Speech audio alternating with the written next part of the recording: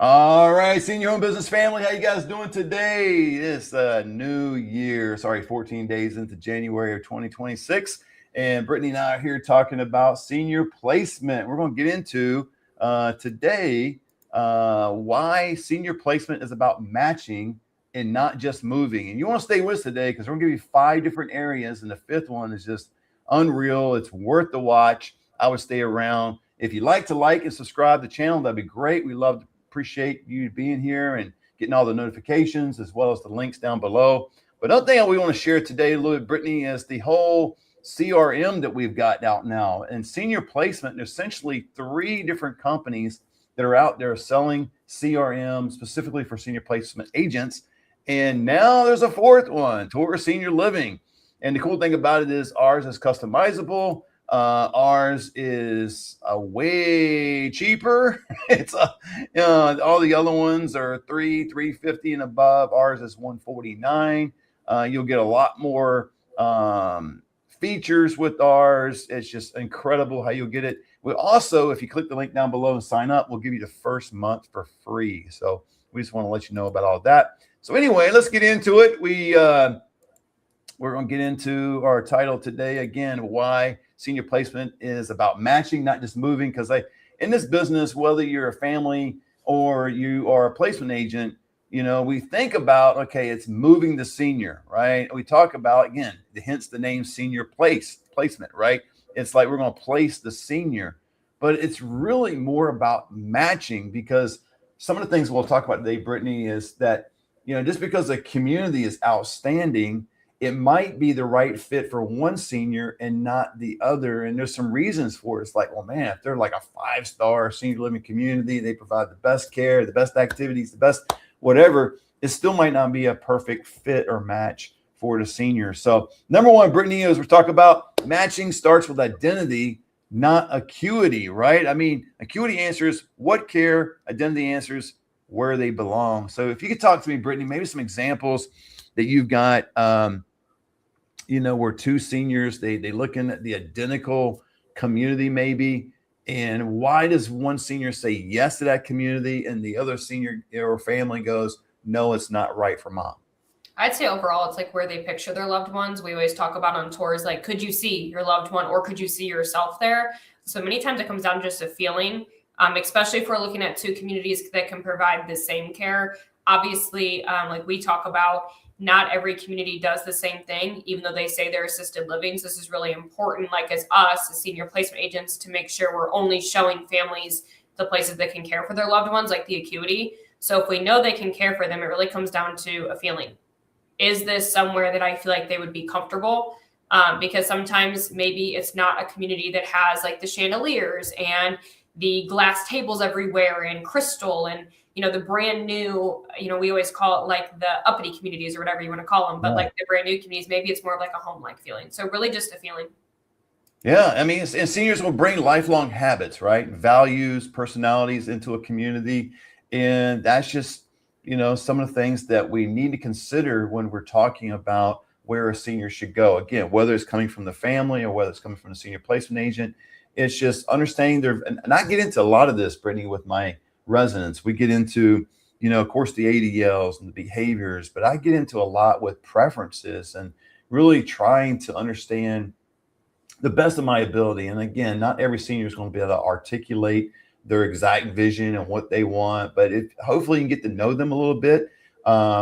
Made it difficult, I think, for me, at least during COVID, because I had no interaction with the senior during the COVID time. And that really, I think, hindered my ability to really feel extremely confident about our selection process, because then during COVID, it was all about ADLs and behaviors, which is great, guys. I'm not minimizing the care piece. The care component is phenomenal, but you've got to be able to get the other things right as well if you want the senior to not only survive, but to thrive in the community, right? So what are some of their preferences? What are things they like? And we've talked about this channel a few times, Brittany, how I've had seniors that were really into sports. We made sure there's a widescreen TV, or at least a larger screen TV. Make sure, it wasn't some dinky little TV in the corner or no TV, but a larger TV, and they could watch their sports. Or maybe it was somebody that, enjoys reading a book, drinking coffee out by the patio, and making sure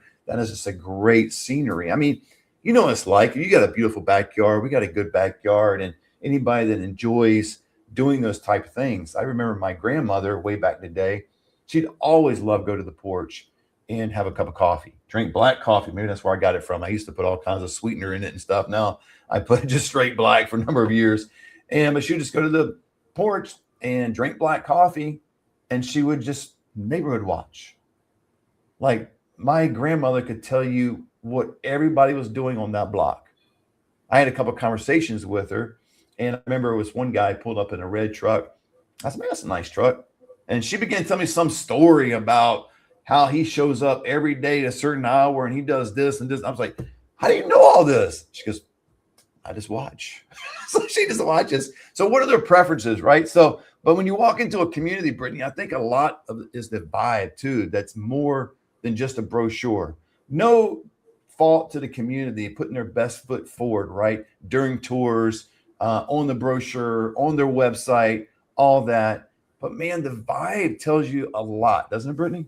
Agreed. Yeah. Like I have a good example that I always use. Like we have a couple communities that are like a hustle and bustle. We call it like Manhattan, New York hotel. Like that's how fast the vibe is. Like you walk in and you're seeing 10, 20 residents in the lobby at all times. They have transportation 7 days a week. So you're seeing people just coming and going.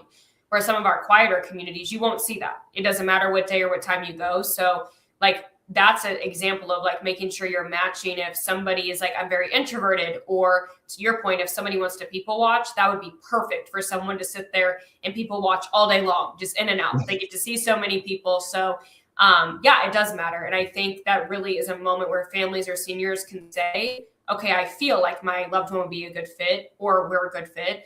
Or they say the opposite, right? They say, no, this Manhattan hotel feels nothing like mom would like. She'd be overwhelmed. Or we've had seniors say, you know, this is just not what I look for. What I find too is like we're putting stuff on paper, even as placement agents, we're sending emails, we are giving presentations, right? You do virtual tours, Matt, with families, and you're giving all the details about these communities, but you really don't know until you get in there. So sometimes we feel like families are all on board to see these places until they feel it. And they're like, wait, this is not, let's pivot a little bit. So yeah, I think going in person is where it clicks or it doesn't click. Yeah, and I would suggest to families, you know, make sure that you have the residents' preferences in mind. What I mean by that is this: like, take my parents for instance. You know, my dad likes Black Bear Diner. My wife and I like Ruth Chris. And so if it was me, I'd be like, Dad, you should be eating at Ruth Chris. I have taken them certain places that I thought that my wife and I really liked. They're really nice. And he's somewhat uncomfortable. And he doesn't really like the food. I don't care what price tag you put on it. He doesn't like the food. He wants the food at Black Bear Diner. And I don't know if it's the name, and he builds some stuff. He just loves it. He's over there eating like that's the main meal, right? So it's important that sometimes families, I know when they tour, they want the best for their mom or dad, and we all do. But you know, sometimes we go through and look through the lenses of what we want and what we think's best for them versus having a conversation with the resident what they want. And I know it's difficult, and I make it sound easier than what it really is, because most of the seniors, Brittany, that I, you know, have the ability and the fortune to help them and assist them in this all important life-changing move, they don't want to move. I mean, a lot of them, which I don't blame them, I've said repeatedly on this channel, you know, I'm 57. I've got no intentions of ever going to senior living, right? Now, will that ever happen? Maybe. I don't know. We don't know. But when you walk into a community, I think it's important that you look at a couple different things. Like resident engagement would be one. The tone of the staff, I think, would be one. How well they interact with each other. You know, you kind of get a vibe like when you walk into a community. Because again, when you're selecting a community, and we've said this many times before, Brittany, it's like the community's they're not faulting them at all, but they put their best foot forward. They stage the tours, most of them. So when you walk in, it's a three-ring circus going on. Usually doesn't happen. We did that at the community I worked for. I know it firsthand. And it's like I'd walk in one day and going, oh, we must have a tour today. Because there was a lot of stuff going on, a lot of activities. And so But when you walk in, you want to look at how well the residents are engaging one with another. Are they smiling? Are they having fun? And not so much just all the activities, because think about going to a community at 10:30 in the morning. Residents have had breakfast. Maybe gone to an activity and they've had breakfast and now they're back in their rooms. And you might walk into a community going, this place is ghost town. There's no one here. I mean, do you have any residents? What are they doing? And I know sometimes the families want to see the absolute best the community can possibly do. And if you want to do that, then you want to find out, when are they doing activities? When are they doing things that would be of interest to you or your loved one? If not, you might encounter a tour, walk into it, and all the seniors are sleeping, which is fine. You go to my house, it's lively here, but there's certain times, like Brittney and I were talking off camera, you walk in my house 8:30 at night, you're going to catch my wife and I sitting on the couch watching TV together and enjoying some time. Very peaceful, quiet time. So I got down here, authentic communities feel warm, natural, unscripted. But Brittney, number 3, connection is the real care multiplier, right? I mean, not that we're minimizing the care piece. I mean, there needs to be impeccable care. There needs to be caregivers that are genuine and know they're competent. But what about the connection piece? How important is that? Yeah, it's important that no different than the vibe and making sure that we're matching them with the right places, because it does make a huge difference if they feel comfortable, if they're able to relate to other residents. To your point, like when families are looking, they're looking from their lens and maybe not always the seniors. A big feedback that I get mainly is the look of the place and the type of residents there. So Black Bear Diner, first Ruth Chris is a great example. A lot of our communities do have different demographics. They have different socioeconomic graphics. They come from different backgrounds. So, it's really important that maybe if someone lived in like the country their whole life, they're not putting them in that Manhattan downtown feel, because they're not going to be able to connect with people in that way. So when you're looking and matching, making sure that they can make valuable friendships, they can relate to the people, they can really just feel like home, no matter what that looks like to them. Size matters. All these things matter, to not have them overwhelmed, because what happens if it's not a good fit? They all just end up being recluses and they're in their room and they don't get to take advantage of that connection. Yeah, to your point, the community I used to work for was a beautiful community. To me, it oftentimes resembled a resort. I mean, it was beautiful, high ceilings, the whole 9 yards. And for a lot of seniors that would walk in or come into the building and see the community for the first time, many of them liked it, really loved it. But to the other side, there was many seniors that felt like it was too big. It was too open. It was too much going on. And so that's where, as the family and the senior placement agents really need to gauge that with the seniors. I mean, fully understand, like I got to hear, seniors thrive when they're known, remembered, and included. To keep these things that are most important, right? They're known, remembered, included. So can the senior fit into a large community? Absolutely. They can totally get acclimated into a large community. However, that might not be all seniors, right? Think of it like as example would be like teenagers or kids in school. I mean, some kids thrive in a large public school. Some kids get lost and can't handle it, and they need to go to a private school or be homeschooled or whatever it may be. We're all built different. We're all different people. It doesn't make one right or wrong, but it's just fully engaging with the loved one and the senior and figuring out what's best for them, what's optimal. Again, the care is the most optimal piece. So don't think, hey, go to mom loves a big community. Who cares about the care? No, the care is optimal, but that connection piece is huge for them to be able to thrive in that type of community. But number 4, routine plus culture must match the senior's rhythm. I mean, how important is the culture of the community when it comes to a resident wanting to be there? A lot. Like, again, I think it all just goes back to like the feeling and what I think a big one too, this is probably a very odd note, but I find a lot of residents that like are slower paced or faster paced, or I have been having a lot of smokers. I know this sounds like a bad habit and things, but that really matters when it comes to a community. And like what their rhythm and what their routine is. Like if it's not an accepted community about like smoking, I think you smoke cigars, right, Matt? Sometime from Yeah, not to call you out, but that is important. Yeah, I've already been called out a few times on Facebook. We ran an ad. And really? If you smoke cigars, you can't be helping seniors. No. I didn't mean to call you out. Like that's a habit that, you know, sometimes is really important to seniors. Yeah. I've had a guy like smoke a pipe, right? He loved that and smoke tobacco. And like that would not be something like at a very, usually the resort style communities are not usually open to that. So like they would not feel fit in. And if they're in a place that makes them uncomfortable, that they're judged. So I don't know. I think it just really matters on little habits like that too. Yeah. I mean, I can't remember how many seniors I've placed, Brittany, that smoked cigarettes. I remember there's one guy and what they did, that it was, he went into a residential care home and they had a designated spot in the backyard, all the way in the corner. It's a pretty big backyard, all the way in the corner for him to go. And just like anybody, maybe it was the cold weather, maybe it's because it was triple digits in California.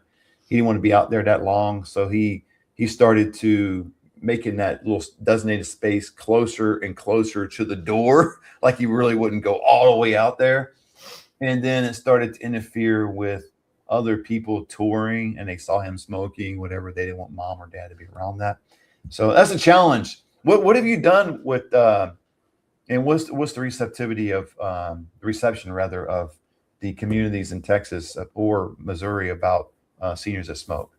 I have a very limited list that allow it. So just based on research and things, they're usually not willing to budge. I even have had people have to go to the park, like the street. Like they've had to walk in, to your point, when it's in Missouri, 10 degrees outside, they're not walking. And it causes a safety concern too, that they're walking in the ice and the snow. So very limited, but I will say the ones that do allow it are very, like, it's okay. Like they make it work. And I even have assisted livings that will, if they're in wheelchairs or if they're on walkers, they will walk them out for smoke breaks.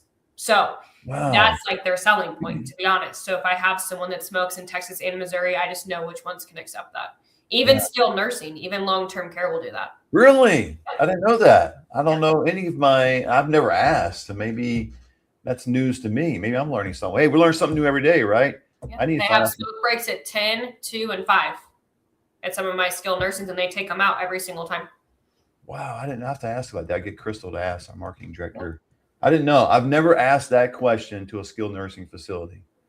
I just always assume they wouldn't allow it. However, you get somebody who smokes cigarettes regularly, but how far from the building would they have designated? They have like courtyards that they take them to. Okay. So, Yep. I've placed a lot of smokers. So it's very easy for me to place them because I know exactly where they're headed usually, just because like independent living, assisted, memory, and skilled, even memory care. Yeah. I have ones that will do smokers. So Wow. I know they do drinks, obviously, right? And so that's kind of a big thing in terms of like if your mom or your dad, like I said on this channel a couple of times, there was this lady we placed in independent community, and she would literally have a bottle of wine every night. And that was one of the criteria of the family, is that wherever mom goes, she needs to be able to drink because she's going to drink a bottle of wine every night. So we ended up getting her a room about 10 feet around the corner from the happy hour place of the community. And she absolutely loved it. She just come out of her room about 10 feet around the corner, and then she have happy hour. And that leads into like relationships. I mean, it's not something that a lot of people want to focus on and things like that, but it happens in communities. I want to get into some graphic stuff that I've heard. Fortunately haven't seen any of it, but I've heard a lot of stories, especially when I was working with the AL community.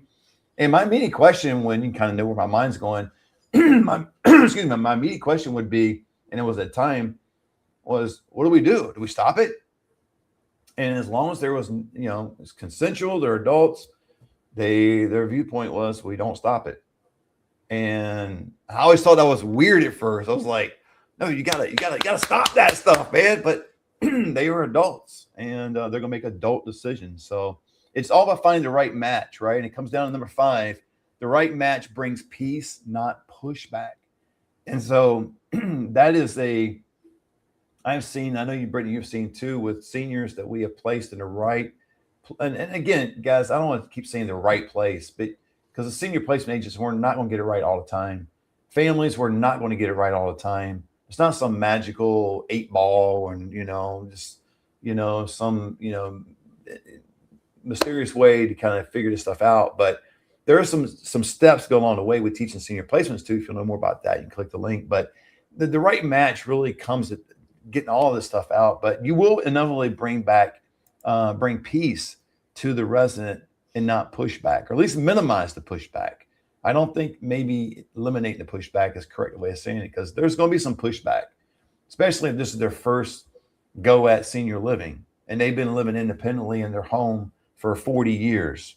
And you're trying to get them into a senior living community, whether it be a care home or a large community, anything in between. There's going to be some pushback. I know there'll be some pushback with me. I've teased before, like my kids. I got 4 kids. My wife and I've got 7 combined. They're all adult kids.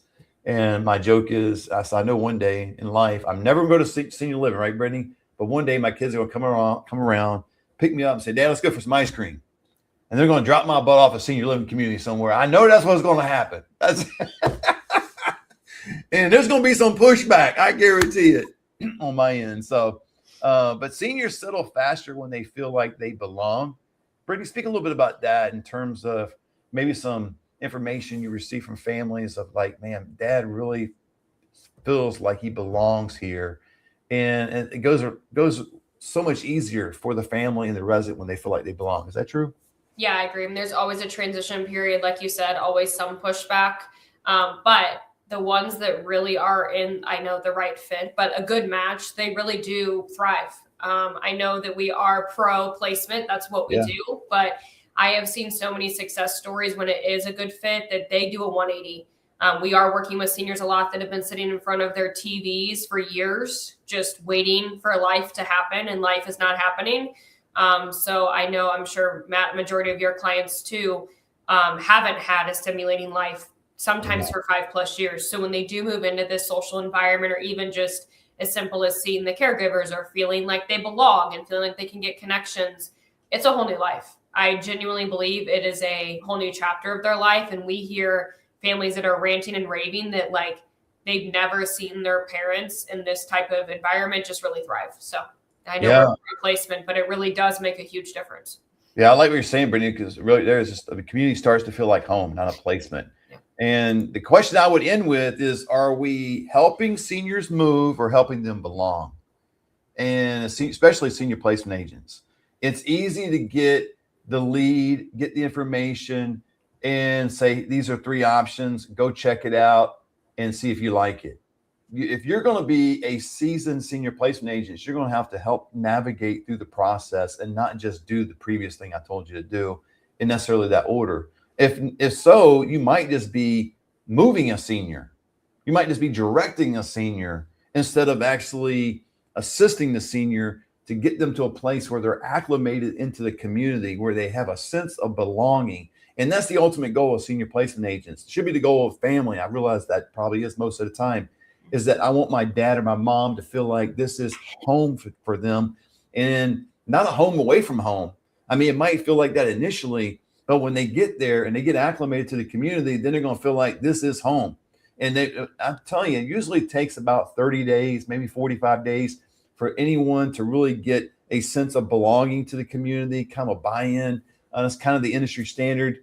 So if you are a family member out there and your loved one moves into a community and you're getting more pushback in the first week, 2 or 3, that's understandable. That usually happens. That is resistance from the senior, which again, if you place me somewhere, you're going to get some resistance. You're going to get me on the phone. I'll be like, man, get me out of here. I got it. Get out and do my own thing. And, but if you love what we're doing on this channel, we love having you here. Just hit the subscribe button, notification bell. We'd love to have you. And if you want to know more about what Brittney and I do and the sense of fulfillment, working out of our house and helping seniors at no cost, no obligation, just click the link down below. You can schedule a call with me if you like. Got a couple calls today, and you would talk to me. You won't talk to a sales team. We do that on purpose because we don't try to sell you. We try to see if this is a good fit for you, not buy now. You got to get it today, all those kind of things that I'm hearing from other people. And I get it. It's a sales thing. But you talk to me because I want to control that piece where I want to see if you're a good fit for senior living. If you want to be a senior placement agent, You truly need to be an advocate for seniors. You truly need to be someone that's in it for the right reason, not just the money. You'll make a lot of money, but can't be in it just for the money. So we love and appreciate you. And again, if you know more about the CRM, you can click the links down below too. Until next time, God bless.